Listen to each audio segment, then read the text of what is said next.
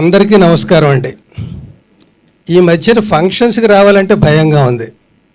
Car ఆగి దిగుతుండగానే జనం చుట్టుముట్టి వయసు 70 వచ్చి కొంచెం కాళ్ళ నొప్పులు వచ్చి నడకలో చిన్న తేడా వచ్చినా సెల్ ఫోన్స్ గన్స్లా ఎక్కువ పెట్టేసి షూట్ చేసేసి ఈ నటుండి గుర్తుపెట్టారా, చూడండి పాపం ఎలా అయిపోయాడో, నచ్చితే లైక్ చేయండి, కామెంట్ చేయండి, షేర్ చేయండి, నానా బేభత్సం చేసేస్తున్నారు. దెబ్బ తగిలితే రక్తం కారక రసం సాంబార్ కారుద్దా అన్నట్టు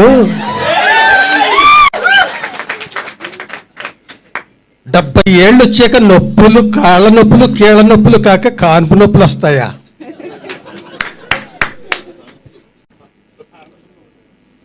అందరూ బ్రహ్మానందం గారు అయిపోతే హాస్యం బ్రహ్మ పదార్థం అయిపోదు.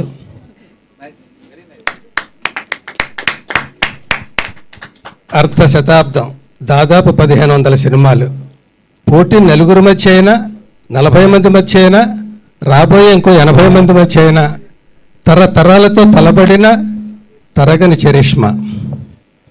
అది థియేటర్కల్ సినిమా అయినా, ఓటీటీ అయినా, టీవీ అయినా, సెల్ ఫోన్ అయినా, సోషల్ మీడియా అయినా, ఈవెంట్ అయినా, యాడ్ అయినా, మీమ్స్ అయినా, ఏదైనా ఎక్కడ చూసినా ఆయనే.